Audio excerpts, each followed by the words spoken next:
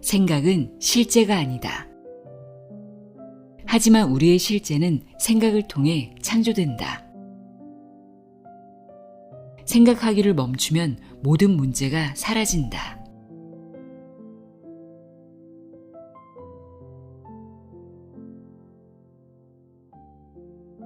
안녕하세요. 나의 소리 책갈피 소리내어 있다입니다. 여러분은 요즘 어떤 생각을 자주 하시나요? 생각과 생각하기의 차이를 아시나요? 생각을 멈춘 상태를 경험해 보셨나요? 무언가에 완전히 몰입했을 때 생각이 존재할까요? 제가 이렇게 계속 질문하면 여러분은 답을 찾기 위해 생각을 하게 되죠. 질문은 답을 찾게 되면 생각이 딱 거기서 멈추는 경우가 있지만 어떤 생각은 생각에서 생각으로 계속 꼬리를 물고 이어지기도 합니다. 문제는 꼬리를 물고 이어지는 생각들 대부분이 걱정이나 부정적인 결과를 상상하는 것으로 이어진다는 겁니다. 오늘은 내가 하는 생각들을 멈추면 직관의 세계가 열려 내가 무엇을 해야 할지 알게 되고 바라던 일이 이루어진다고 이야기하는 책입니다. 조세프 응우엔의 당신이 생각하는 모든 것을 믿지 말라입니다. 저자가 머리가 아닌 온몸으로 체험한 깨달음을 엮어 자비로 출간한 책인데요. 어떤 홍보나 마케팅 없이 오직 입소문만으로 아마존 세계 분야 동시 1위라는 기록을 세우며 엄청난 반향을 일으킨 책입니다. 출간 이후 지금까지 무려 90주 연속 1위를 지키고 있고 전 세계 31개국에 판권이 수출됐다고 합니다. 저자는 끝없이 반복되는 괴로움에서 벗어나려면 생각하기를 멈춰야 한다고 말합니다. 생각하는 행위로부터 괴로움이 시작된다고 하는데요. 의식이 확장돼서 직관의 세계가 열리면 사고의 과정을 거치지 않고도 자신이 무엇을 해야 할지 알게 된다고 합니다. 그런데 생각하기를 멈춘다는 게 조금은 어렵게 느껴지고 어떻게 생각을 멈추지? 라는 의문이 들 수 있는데요. 저자는 생각과 생각하기를 완전히 다른 것으로 보고 있습니다. 생각은 창조하고 사고는 파괴한다고 하는데요.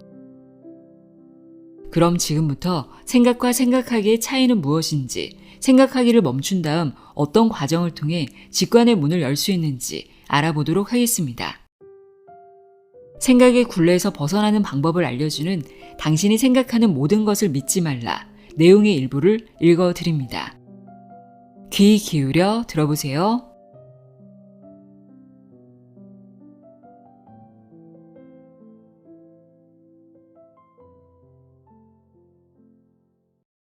어떤 사건이나 사물에 대해 습관적으로 생각하는 일을 멈춘다면 우리의 경험은 완전히 달라질 수 있습니다. 그것이 우리가 실제가 아닌 생각의 세계에서 살아가는 이치이며 동시에 실제에 대한 관념이 사고를 통해 우리의 내면에서 외면으로 창조되는 이치이기도 합니다.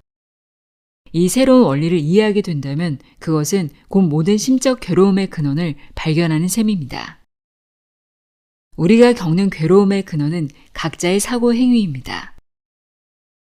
우리는 스스로 생각하는 것만을 느낄 뿐입니다. 그리고 그렇게 느끼는 것이 곧 실제입니다. 이는 부정할 수 없는 현실입니다.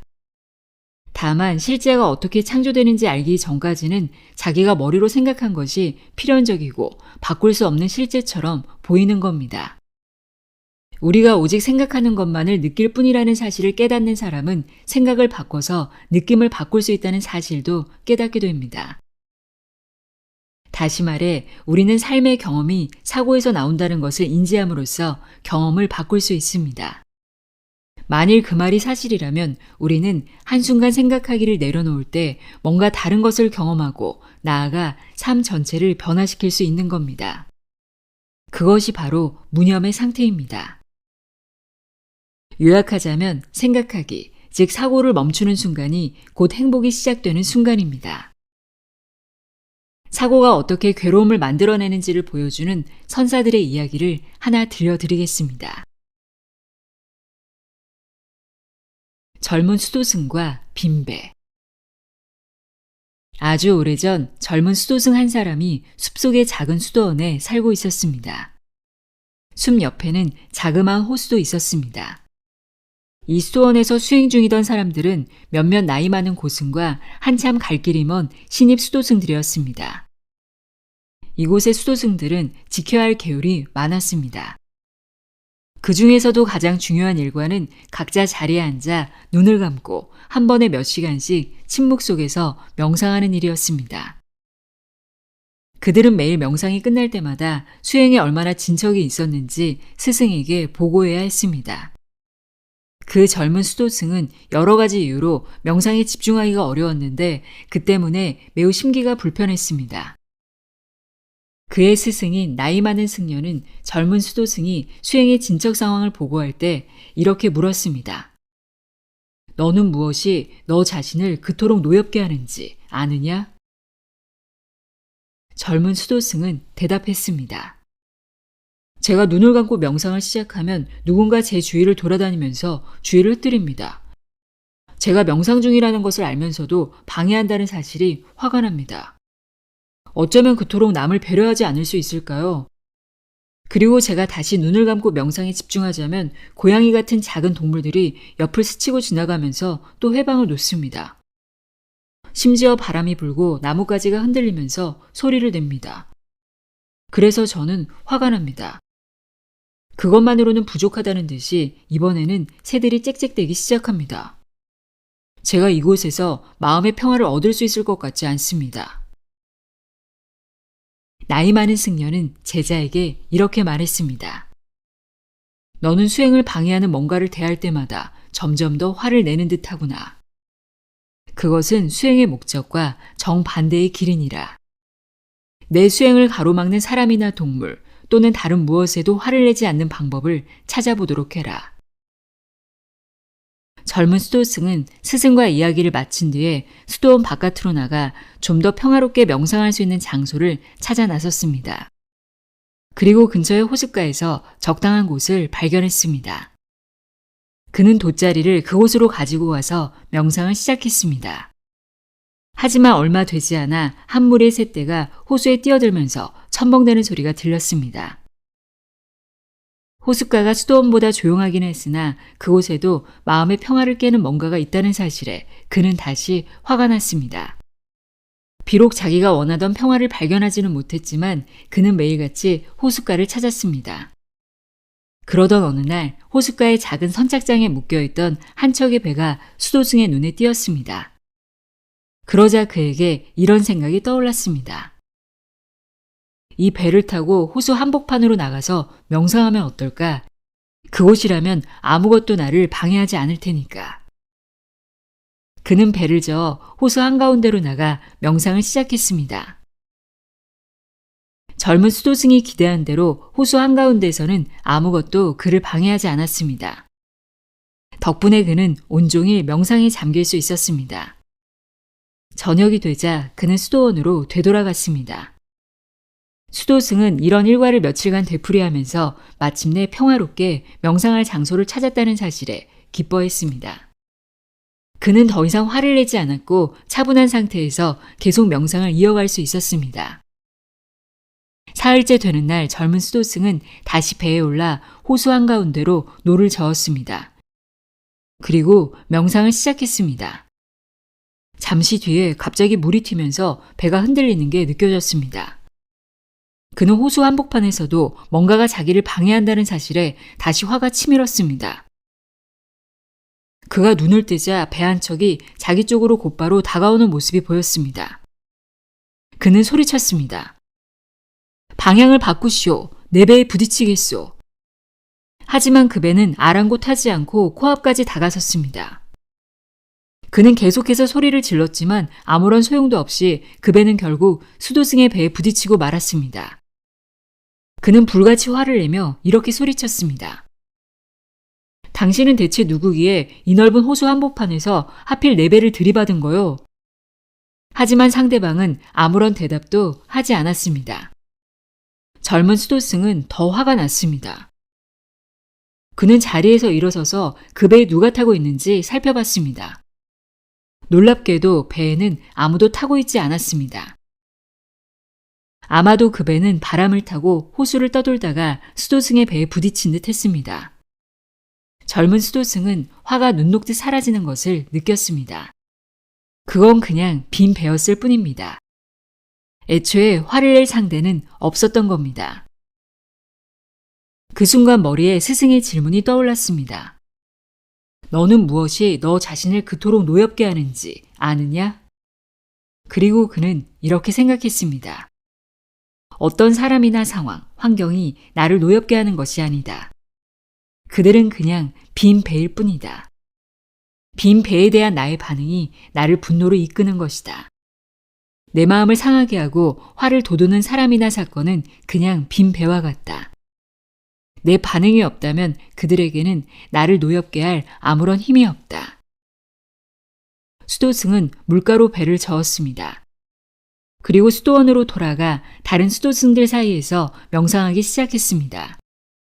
주위에는 여전히 소음과 방해물이 오갔지만 그는 모든 것을 빈배로 여기고 평화롭게 명상을 이어갔습니다.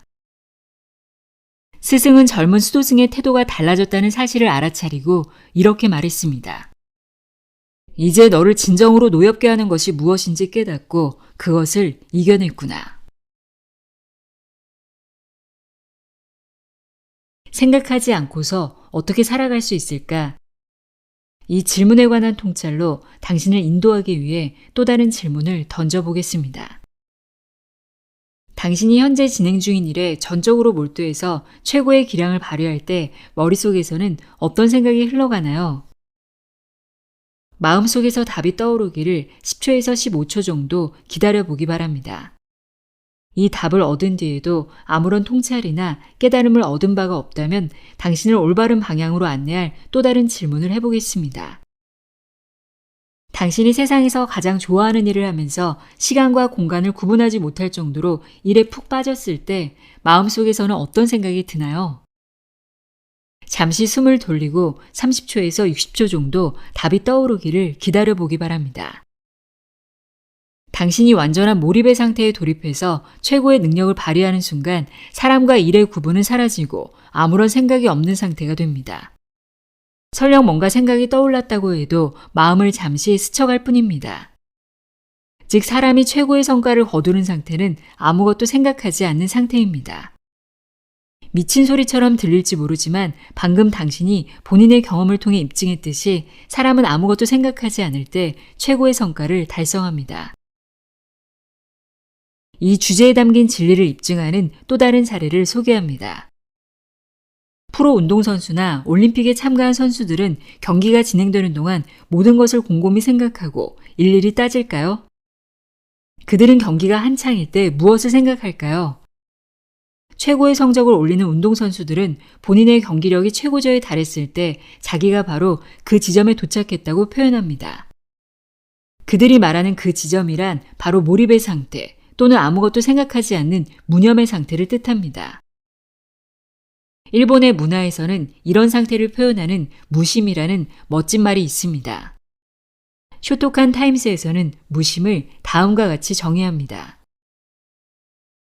무심의 상태는 마음이 두서없는 생각, 분노, 공포, 그리고 에고로부터 자유로워질 때 달성된다. 무심은 가라타의 대련을 포함한 삶의 모든 측면에 적용된다. 대련 중에 무심의 상태에 도달한 사람은 머릿속에서 제멋대로 날뛰는 생각을 없애고 아무런 망설임 없이 자연스럽게 동작을 취하고 상대방의 동작에 대응한다.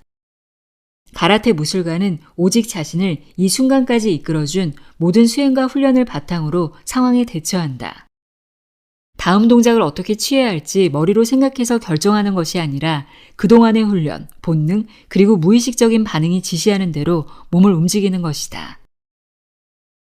충분한 훈련을 마친 운동선수에게 지나친 사고는 좋은 성적을 가로막는 방해물일 뿐입니다. 그건 다른 사람들에게 있어서도 마찬가지입니다. 당신이 과도한 생각에 휩싸였을 때 마음이 하는 일이라고는 망설이고 꺼리고 의심하고 불안해하고 두려워하는 것뿐입니다. 반면 무심의 상태에서는 최고의 성과를 내고 잠재력을 끝까지 발휘할 수 있게 됩니다. 당신은 생각하는 일을 멈춤으로써 에고의 한계에서 벗어나 세상에서 가장 놀라운 뭔가를 창조할 수 있습니다. 나는 당신에게 내 말을 믿으라고 강요하지 않습니다. 단지 스스로 시도하고 경험하면서 그 통찰을 자기 것으로 만들기를 바라는 겁니다. 생각 대 생각하기. 생각은 우리가 세상 만물을 창조하는 데 사용하는 활동적인 심리적 원재료입니다. 생각이 없다면 우리는 아무것도 경험할 수 없습니다. 하지만 생각은 우리가 의도적으로 행하는 뭔가가 아니라 우리에게 저절로 주어지는 어떤 것을 가리키는 명사입니다. 이 사실을 인식하는 것이 중요합니다. 생각은 노력하거나 힘쓰지 않아도 그냥 일어납니다. 우리는 마음속에서 생각이 떠오르는 일을 통제할 수 없습니다. 생각의 근원은 마음을 넘어선 보편적 원리에 맞닿아 있습니다. 반면 사고는 그렇게 떠오른 생각을 두고 생각하는 행위를 뜻합니다. 여기에는 많은 양의 에너지, 노력, 의지력 등이 필요합니다. 게다가 이들은 모두 유한한 자원입니다. 사고는 마음속에서 떠오른 생각에 적극적으로 관여하는 과정입니다. 비록 생각이 떠오를 때마다 일일이 관여할 필요는 없지만 당신이 그렇게 행동할 때 이를 사고라고 부릅니다. 사고는 인간이 겪는 모든 심리적 괴로움의 근원입니다. 그렇다면 당신은 이런 궁금증이 떠오를지도 모릅니다. 긍정적인 생각은 어디에서 비롯된 걸까? 긍정적인 생각, 사람을 기분 좋게 해주는 생각은 사고의 결과물이 아닙니다. 그런 생각은 평화, 사랑, 기쁨 같은 인간의 본원적 상태에서 나옵니다. 다시 말해 사고의 상태가 아니라 존재의 자연적 상태에서 빚어진 부산물입니다. 여기서 간단한 생각 실험을 진행해 봅시다. 내가 당신에게 질문을 하려 합니다. 질문을 던졌을 때 당신이 할 일은 그 질문을 듣고 난 뒤에 마음속에서 무엇을 경험하는지를 스스로 알아차리는 것입니다. 당신이 꿈꾸는 이상적인 연간 수입액은 얼마입니까? 잠시 한숨을 돌리세요. 그리고 이 질문에 대한 대답이 자연스럽게 떠오르기를 기다려봅니다. 그리고 30초에서 60초 정도 시간을 할애해서 당신이 한 해에 얼마나 많은 돈을 벌고 싶은지 마음속에서 떠오른 답에 대해 생각해 보기 바랍니다. 당신이 벌어들이고 싶은 금액에 관한 생각이 꼬리를 물고 일어나기 전까지 다음 단계로 넘어가선 안 됩니다.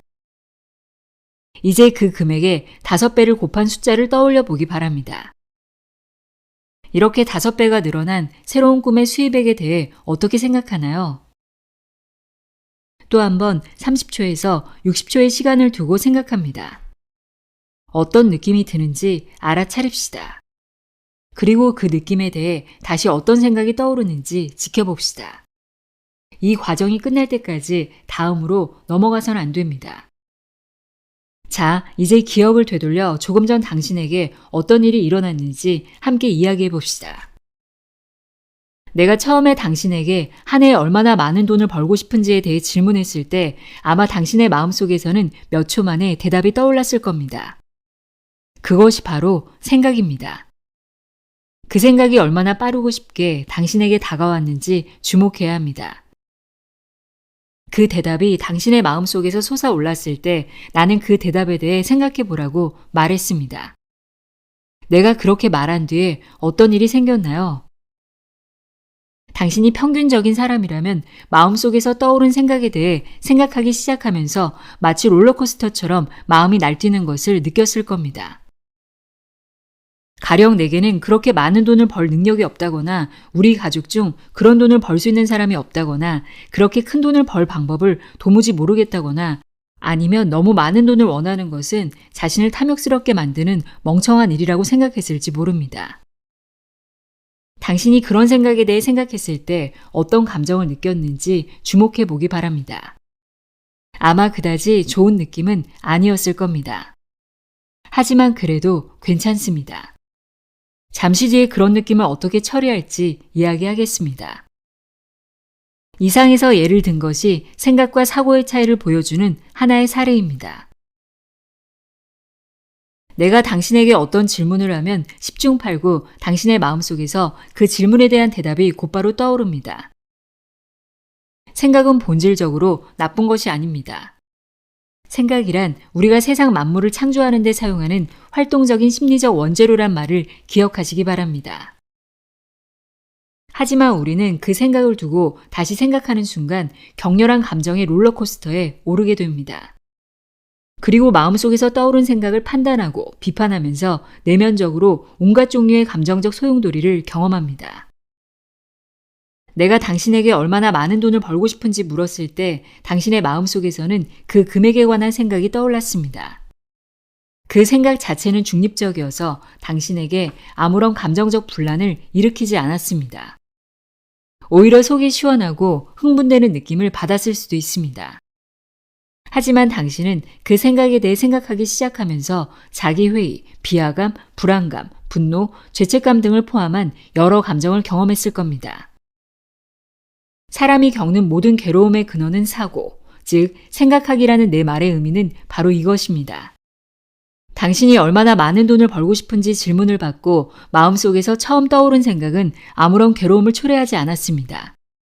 당신이 불쾌한 기분을 느낀 것은 그 생각에 대해 사고의 행위를 시작하면서부터입니다. 내가 얼마나 많은 돈을 벌고 싶은지 물었을 때 당신의 마음속에서 처음 떠오른 생각만이 도움이 되고 유용했습니다. 그 뒤로 벌어진 사고의 행위는 파괴적이고 쓸모가 없었습니다. 생각은 창조하고 사고는 파괴합니다. 사고의 행위가 파괴적이라고 말하는 이유는 이렇습니다. 우리가 마음속에서 자연스럽게 떠오른 생각에 대해 사고하는 순간 그 생각을 제한하고 판단하고 비판하고 규정하고 조건화하면서 그 꿈을 실행에 옮길 수 없고 소유할 수도 없는 이유를 만들어냅니다. 사고의 행위가 없다면 당신의 마음속에서 처음 떠오른 생각이 온갖 부정적 조건화나 판단으로 인해 손상되는 일을 막을 수 있습니다. 만일 내가 당신에게 원하는 만큼 돈을 벌 방법이 무엇인지 물었다면 이번에도 당신은 마음속에서 돈을 벌 방법이 자연스럽게 생겨나는 경험을 했을 겁니다. 이것이 바로 창조의 생각입니다. 생각은 본질적으로 무한하고 광대하고 활동적이고 긍정적입니다. 만일 당신이 긍정적이고 홀가분하고 살아있는 느낌을 받는다면 그건 신으로부터 부여받은 생각 덕분이라는 사실을 깨닫게 될 겁니다. 하지만 당신은 마음속에서 떠오른 생각을 두고 다시 생각하기 시작하면서 곧바로 답답하고 부자유스럽고 제한적인 느낌 같은 온갖 부정적 감정의 공세에 시달립니다. 당신이 이런 감정을 느낀다면 뭔가를 생각하고 있다는 신호입니다.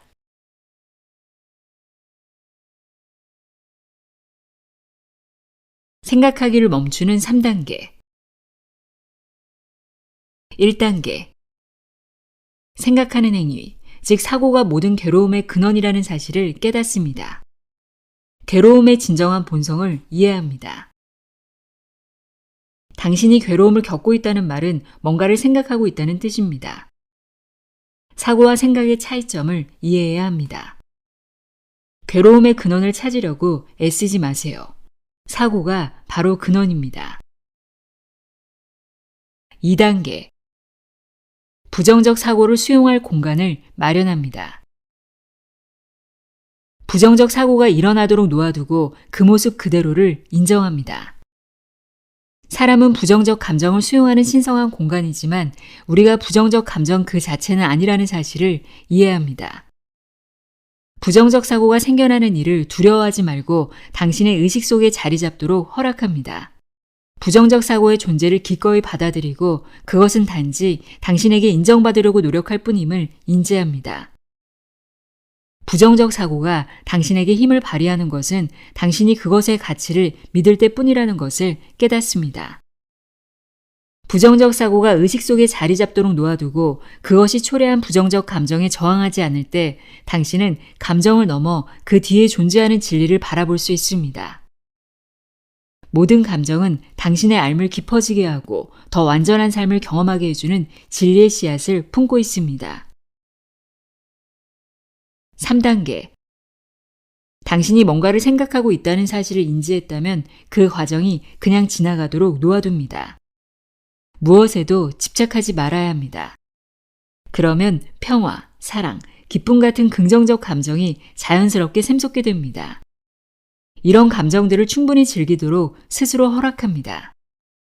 만일 부정적 감정이 여전히 사라지지 않는다면 1단계로 돌아가 평화를 찾을 때까지 과정을 반복합니다. 무념의 환경을 만들기 위한 기초 가이드. 당신은 무념을 유도하거나 무념 상태에 도움이 되는 환경을 창조할 수 있습니다. 반대로 더 많은 사고를 불러오는 환경을 만들 수도 있습니다. 사람은 내면에서 바깥으로 실제를 만들어내지만 여전히 주위 환경에 많은 영향을 받습니다. 인간은 물리적 세계에서 살아가는 영적 존재이기 때문에 이 3차원 세계와 완전히 단절되지는 못합니다. 따라서 무념의 상태에 더 수월하게 도달할 수 있는 환경을 만드는 일은 우리에게 매우 중요합니다. 가령 일터에서 생산성을 높이는 데 가장 좋은 방법은 더 많은 일을 하려고 애쓰기보다 일에 방해되는 요소들을 제거하는 겁니다. 이와 비슷하게 우리를 사고에 빠져들게 하는 수많은 요소를 제거한다면 우리는 평화로운 무념의 상태에 더 쉽게 도달할 수 있습니다. 다만 당신 자신을 바꾸지 않고 환경만 바꾸는 방법은 효과가 그리 오래 지속되지 않는다는 사실을 기억해야 합니다. 두 가지 변화를 섬세하게 배합해야만 당신이 살아가고자 하는 멋진 삶을 창조할 수 있습니다. 생각하는 습관을 없애는 법. 1. 당신에게 더 많은 사고를 유도하는 요인이 무엇인지를 살펴보고 목록을 작성합니다. 마음속으로 떠오르는 요인을 모두 글로 옮깁니다. 당신은 두뇌의 직관이나 몸에서 느껴지는 에너지를 이용해서 그 특정한 요인이 자신에게 어떤 도움이나 해를 주는지 판단할 수 있습니다. 당신이 조용하고 느긋한 상태에 놓여 있다면 분명한 대답이 떠오를 겁니다. 만일 아무런 답이 떠오르지 않는다면 무엇이 당신을 투쟁 및 도피 모드로 유도함으로써 불안감과 과도한 사고에 빠지게 했는지 기억해 봅니다. 당신의 물리적 생존을 위해 안간힘을 쓰게 하는 무엇도 무념의 상태를 유지하는 데 도움이 되지 않습니다. 여전히 아무것도 떠오르지 않는다면 당신이 한 주를 어떻게 보내고 있는지 일기에 자세히 기록합니다. 그리고 자신을 투쟁 및 도피 모드에 빠지게 하는 모든 요인을 적습니다. 주말쯤에는 훌륭한 목록을 작성할 수 있을 겁니다. 2. 당신이 적은 모든 것을 항목별로 정리합니다. 예를 들어 투쟁 및 도피 모드 반응에 이르게 하는 목록을 다음과 같이 항목별로 나눌 수 있습니다. 신체적 건강. 당신의 몸은 주로 무엇을 섭취했을 때 더 많은 투쟁 및 도피 모드 반응을 경험합니까? 음식, 흥분제, 음료 등. 물리적 환경. 당신의 물리적 환경 중에 더 많은 투쟁 및 도피 모드 반응을 유발하는 것은 무엇입니까? 디지털 환경. 당신의 휴대전화, 컴퓨터, TV 같은 물건 중에 더 많은 투쟁 및 도피 모드 반응을 유발하는 것은 무엇입니까? 디지털 소비. 당신이 소비하는 어떤 미디어 또는 콘텐츠가 더 많은 투쟁 및 도피 모드 반응을 유발합니까? 3. 모든 것을 분류한 뒤에 목록을 다시 정리하고 당신에게 가장 큰 영향을 미치는 항목부터 가장 작은 영향을 미치는 항목까지 순위를 매깁니다. 4. 목록의 가장 위에 놓인 항목들을 선택해서 이들을 주위 환경에서 제거하기 위해 해야 할 일들에 대해 계획을 세웁니다. 당신이 더 많은 스트레스를 받지 않고도 실행이 가능한 일을 골라야 합니다. 작은 일부터 실천하기 시작해서 점차 변화에 익숙해지고 그 변화의 영향력을 확인할 수 있게 된 뒤에는 다른 항목들도 하나씩 제거해 나갑니다.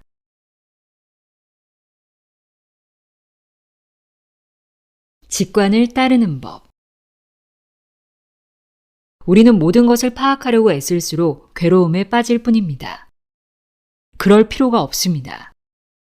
우리의 직관과 내적 지혜에 모든 일을 온전히 맡기는 순간 자신이 원하는 바를 달성하기 위해서는 무엇이 필요한지 실시간으로 정확히 알게 됩니다. 모든 것을 미리 알아내려고 애쓸 필요는 없습니다. 우리가 해야 할 일은 자신이 원하는 바를 마음속에 담고 무념의 상태에 머무는 것입니다. 그러면 무한한 지혜가 필요할 때마다 답을 제시해 줄 겁니다. 우리가 걷기 시작하는 순간 앞으로 가야 할 길이 드러납니다. 길에 나서기도 전에 여행의 전체 경로가 송두리째 모습을 드러내는 일은 없습니다. 그것은 믿음에 대한 필요성과 전적으로 배치되는 개념입니다. 우리가 세상에서 원하는 바를 펼칠 때 가장 중요한 것은 바로 믿음과 신뢰입니다. 우리는 자신의 꿈이 꼭 이루어질 것이라는 완전하고 확고한 믿음을 품어야 하며 우주가 모든 것을 오케스트라처럼 조율해냄으로써 그 과정을 전적으로 주관할 거라는 사실을 믿어야 합니다. 우리는 삶에서 원하는 것을 항상 얻을 수 있습니다. 단지 그것을 얻어내는 방법이나 시간이 당신의 계산과 다를 뿐입니다. 우리의 직관과 내적 지혜는 항상 우리에게 말을 겁니다. 당신은 뭔가를 해야 한다고 귀에다 속삭이던 그 작은 목소리를 기억하나요? 가령 직장을 그만둘 때가 됐다든가, 당신에게 상처 준 사람을 용서하라든가, 누군가에게 데이트를 신청하라든가, 친구에게 다시 연락해 보라는 조언을 들려주었을 수 있습니다. 당신에게 어떤 일을 해야 한다고 알려주는 것은 바로 그 직감입니다. 당신은 직감이 들려주는 말을 따르지 않아 후회해 본 적은 없나요? 또는 직감이 뭔가를 시도하라고 말했을 때 논리적으로는 맞지 않았어도 그 조언을 따른 덕분에 놀라운 일이 벌어진 적은 없나요? 그것이 바로 직관의 목소리입니다. 우리의 직관은 생각의 형태로 다가옵니다. 하지만 앞에서도 말했다시피 생각과 사고는 완전히 다르다는 사실을 기억해야 합니다. 우리는 직관을 예측하지 않습니다. 직관을 예측하는 일이 가능하다면 그것은 더 이상 기적이 아닐 것이며 우주의 무한한 가능성을 품지도 못할 겁니다. 우주에서는 모든 일이 저절로 일어납니다. 당신의 직관은 논리적이고 합리적인 마음을 종종 거스르기 때문에 늘 여기에 대비해야 합니다. 예를 들어 커피숍에 앉아있는 낯선 사람에게 말을 걸게 해서 아름다운 인연을 맺어준다든지, 어려움 속에서 누군가를 절실하게 필요로 하는 친구에게 문득 전화를 걸고 싶은 마음이 생기게 하는 것도 다 직관이 하는 일입니다. 당신의 직관은 바로 이 순간 당신이 어떤 일을 해야 하는지 언제나 알고 있습니다. 그 직관에 접근하는 유일한 길은 무념의 상태를 얻어내는 것입니다.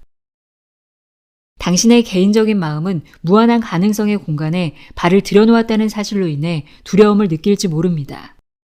하지만 두려움을 초래하는 것은 오직 인위적인 사고일 뿐임을 기억하는 순간 두려운 마음은 사라지고 직관에 따라 행동하고자 하는 용기가 자연스럽게 생겨날 겁니다. 바로 다음 순간 무슨 일이 생길지조차 알 수 없는 상황에서도 내면의 지혜가 삶을 인도하리라는 신념을 품어야 합니다. 미지의 세계에는 모험의 짜릿함과 기쁨이 가득합니다. 또한 당신이 삶에서 무엇을 원하는지 확신하지 못할 때 미지의 세계에 과감히 한 발을 들여놓는 행동은 그 꿈을 발견할 수 있는 유일한 길이기도 합니다. 당신이 지금까지 소유하지 못한 무언가를 얻기 위해서는 지금까지 해보지 않은 일을 해야 합니다.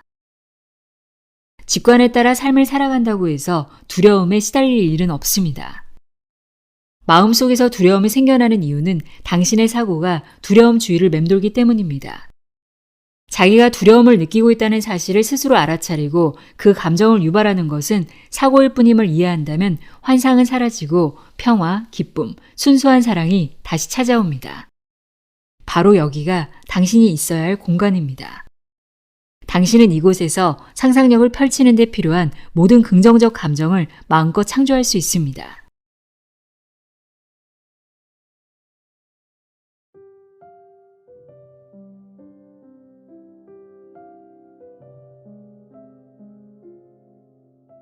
당신이 생각하는 모든 것을 믿지 말라 읽어드렸습니다. 무념의 상태죠. 생각하기를 멈춘 순간이 행복이 시작되는 순간이라는 저자의 말에 공감하시나요? 알 듯 모를 듯 어렵게 느껴지기도 하는데요. 이런 무념의 상태를 경험하기 위해 명상을 하고 마음 공부를 하며 마음을 관리하는 분들이 점점 늘고 있는 것 같습니다. 책에서 알려주는 생각하기를 멈추는 방법 한번 실천해 보시고 댓글을 통해 경험 나눠주셔도 좋을 것 같습니다.